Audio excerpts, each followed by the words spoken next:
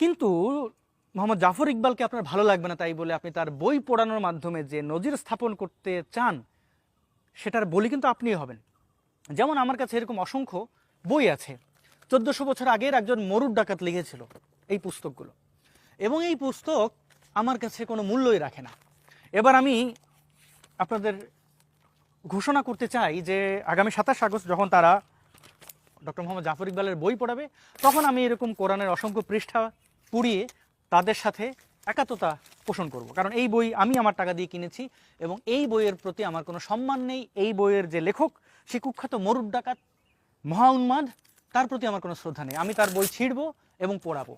দেখি আপনারা বই ছেঁড়া এবং পড়ানোর উদাহরণ যেটা তৈরি করেছেন সেটা আপনারা কতদূর বাস্তবায়ন করতে পারেন।